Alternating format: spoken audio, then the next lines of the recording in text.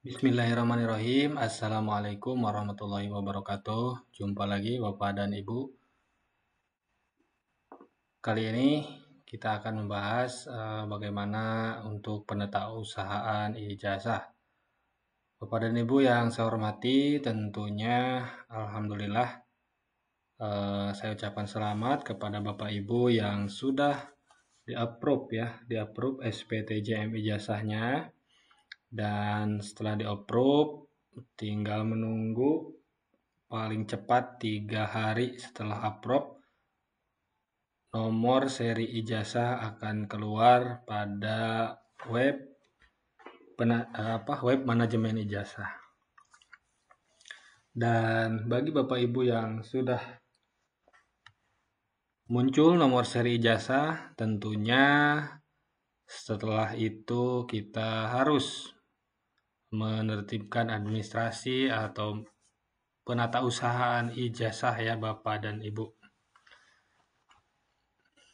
Karena ini bagian yang tidak bisa terpisahkan dari pendidikan yang kita kelola.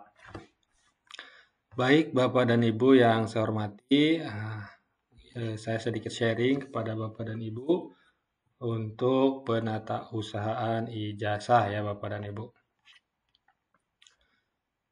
Baik Bapak dan Ibu yang saya hormati, tentunya dalam penatausahaan ijazah pada tahun ajaran 2024-2025 ini kita semua harus tertib administrasi dan juga harus banyak ada backup di platform digital begitu untuk mengantisipasi hal-hal yang tidak diinginkan.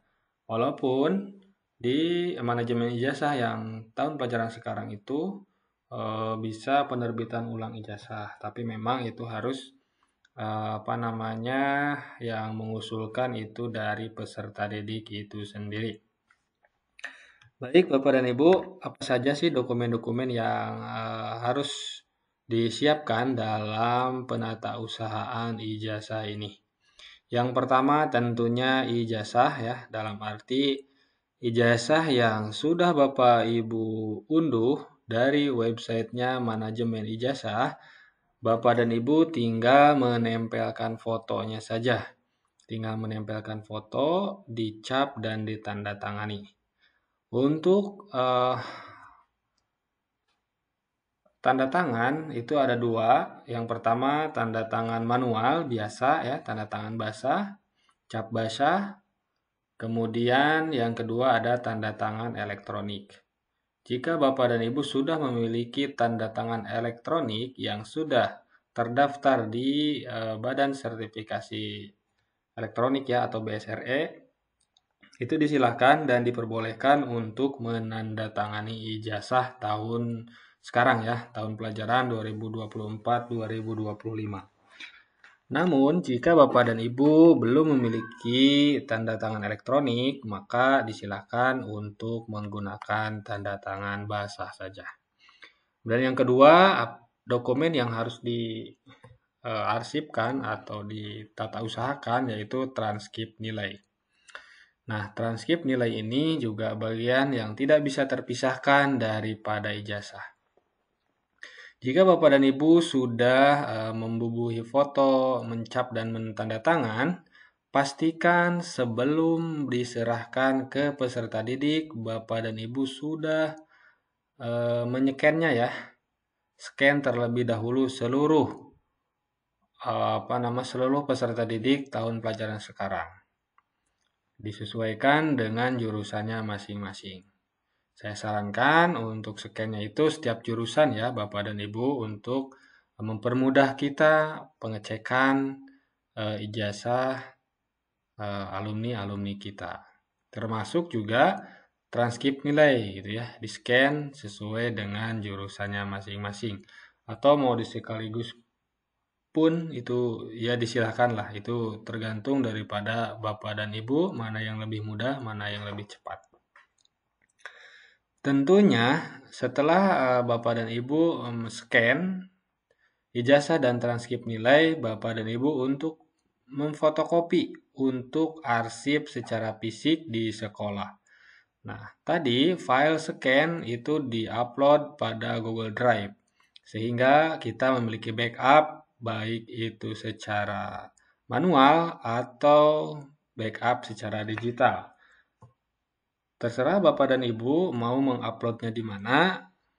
Yang jelas saat ini fasilitas yang ada itu salah satunya adalah Google Drive. Kalau Bapak dan Ibu memiliki server tersendiri atau cloud tersendiri, dipersilahkan Bapak dan Ibu untuk menguploadnya. Yang terpenting pada saat dibutuhkan bisa dan mudah untuk diakses ya Bapak dan Ibu. Berikutnya, pada saat penyerahan ijazah dan transkrip nilai, tentunya Bapak dan Ibu agar membuat berita acara serah terima ya atau BAST ijazah termasuk juga transkrip nilai. Sehingga kita memiliki bukti yang kuat jika terjadi hal-hal yang tidak diinginkan Bapak dan Ibu ya. Tentunya selain daripada berita acara serah terima, Bapak Ibu juga harus membuat buku ya, buku penyerahan ijazah. Saya yakin di setiap sekolah juga sudah terbiasa untuk membuat atau buku penyerahan ijazah setiap angkatan di sekolah Bapak dan Ibu. Sehingga nanti untuk mempermudah pelaporan kita ke cabang dinas pendidikan ya. Berikutnya, tentunya tadi ya Bapak dan Ibu, scan file ijazah itu bagian yang tidak bisa terpisahkan dari penatausahaan ijazah Bapak dan Ibu ya. Silahkan di Bapak dan Ibu untuk dapat menyiapkan dokumen-dokumen tersebut sehingga nanti ketika diminta laporan untuk penatausahaan ijazah, Bapak dan Ibu sudah siap. Atau bila perlu, sebelum ada instruksi untuk laporan penatausahaan ijazah ke KCD, ya Bapak dan Ibu jika sudah selesai seluruhnya, ijazahnya sudah terdistribusikan, administrasinya sudah lengkap semuanya, baik berita acara ataupun buku sudah menandatangani di buku penyerahan ijazah, silahkan Bapak dan Ibu untuk melaporkan ke cabang dinas pendidikan masing-masing Bapak dan Ibu ya. Berikut kami coba sampaikan contoh ya, ini hanya contoh Bapak dan Ibu yang biasa kami lakukan di sekolah kami terkait dengan berita acara serah terima ijazah termasuk juga dengan buku penyerahan ijazah. Dan nanti untuk link downloadnya saya akan sematkan di deskripsi video ini ya Bapak dan Ibu. Nah, berikut Bapak dan Ibu contoh ya, contoh berita acara atau BAST penyerahan ijazah kepada siswa Bapak dan Ibu. Kalau tahun yang lalu, belangko ijazah itu diambil di KCD masing-masing ya Bapak dan Ibu. Nah, untuk tahun sekarang karena sistemnya berbasis online, maka KCD tidak lagi memberikan atau mendistribusikan belangko ijazah, termasuk juga tidak membuat berita acara penyerahan ijazah dari KCD ke sekolah kita masing-masing. Namun, kita perlu membuat BAST ini untuk penyerahan kepada siswa. Nah, ini contoh format yang tahun kemarin yang diberikan oleh KCD. Seperti ini ya Bapak dan Ibu. Di atasnya pakai kod sekolah dan ini lembar BAST ini satu lembar untuk satu peserta didik. Seperti ini ya, tinggal masukkan Bapak dan Ibu nama sekolahnya, nama sekolah Bapak dan Ibu pada hari penyerahan ijazah dari sekolah ya kepada peserta didik, tanggal berapa, bulan dan tahun 2025 tentunya. Dan bertempat di sekolah Bapak dan Ibu tentunya ya. Kemudian berikutnya di sini ada data daripada kepala sekolah, kemudian juga di sini jabatannya ya, kepala sekolah, nama sekolah Bapak dan Ibu, dan alamatnya. Kemudian di sini adalah nama peserta didik atau siapapun nanti yang menerima ijazah siswa-siswi kita. Jikalau misalkan siswa-siswi kita sudah bekerja dan tidak mungkin untuk pulang terlebih dahulu, itu boleh diambil oleh orang tua, dibuktikan dengan KTP atau kartu keluarganya ya Bapak dan Ibu. Untuk bukti kita pihak sekolah bahwa ijazah peserta didik tersebut sudah diserahkan ke orang tua, ke pihak orang tua. Tinggal dimasukkan namanya siapa. Ya, kalau misalkan peserta didik yang ngambil karena memang belum bekerja, misalkan ya tinggal disesuaikan dengan nama peserta didik kita yang mengambil. Alamatnya di mana, dan di sini tinggal masukkan nama sekolah. Berikutnya Bapak dan Ibu, ini rincian daripada berita acaranya. Ini namanya siapa, kemudian tahun lulusnya tahun berapa, nomor seri ijazah berapa. Nah, kalau nomor seri SAUN ini bisa dihilangkan atau tetap ada, tidak jadi masalah, disilahkan Bapak dan Ibu karena tahun sekarang tidak ada SHUN ya, atau SKHUN tidak ada. Nah, kemudian di sini yang menyerahkan tentunya pihak pertama itu sebagai kepala sekolah, dan ini pihak kedua yang menerima baik peserta didik atau siswa-siswa kita ataupun orang tua mereka ya, orang tua peserta didik kita. Dan di sini saksi daripada pihak sekolah, dan di sini saksi daripada pihak siswa atau orang tua ya. Dan disarankan untuk penyerahan ijazah ini memang didampingi oleh orang tua ya Bapak dan Ibu. Yang penting di sini ada saksi salah satu ya Bapak dan Ibu. Jika orang tua atau siswa siswa tidak didampingi orang tua, cukup saksinya dari pihak sekolah saja bahwa ijazah tersebut sudah diserahkan. Kemudian jangan lupa untuk difoto ya Bapak dan Ibu, difoto yang ada watermark hari, tanggal, kapan penyerahannya, dan nanti bisa dilampirkan dalam berita acara ini ya Bapak dan Ibu, untuk nanti kita laporkan ke cabang dinas atau ke dinas masing-masing, baik SMK ataupun SMP, SD juga sama seperti itu ya Bapak dan Ibu.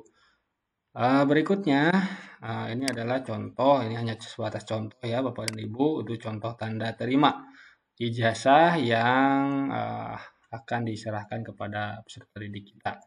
Ini ya, tinggal dimasukkan nama sekolah, kemudian nama siswanya, NIS-nya atau NIPD-nya, NISN, nomor seri ijazahnya, kemudian konsentrasi keahlian, dan peserta didik mengambil pada tanggal berapa. Kalau misalkan serempak, tanggal pengambilannya ya tinggal ditulis aja masing-masing ya. Kalau bisa ini langsung saja ditulis nama siswa, data ini pokoknya langsung saja ditulis oleh pihak sekolah, karena kan datanya sudah ada ya Bapak dan Ibu, tinggal memasukkan saja. Hanya untuk tanggal pengambilan tinggal dikosongkan, nanti biar siswa-siswi atau orang tua yang menuliskan sendiri ya, tanggal pengambilannya, sehingga nanti keabsahan dan kevalidasiannya bisa dipertanggungjawabkan. Kemudian jangan lupa di kolom paling bawah dibubuhi tanda tangan ya. Tanda tangan di sini mungkin kepala tata usaha atau misalkan bagian penata usahaan ijazah, namanya siapa, di sini juga diketahui oleh kepala sekolah ya Bapak dan Ibu. Dan tentunya jangan lupa dilampirkan foto bukti penyerahan ijazah ya Bapak dan Ibu. Nah, berikut Bapak dan Ibu sekilas terkait dengan penatausahaan ijazah. Mudah-mudahan kita semua lebih tertib administrasi, lebih tertib ya segalanya untuk mempermudah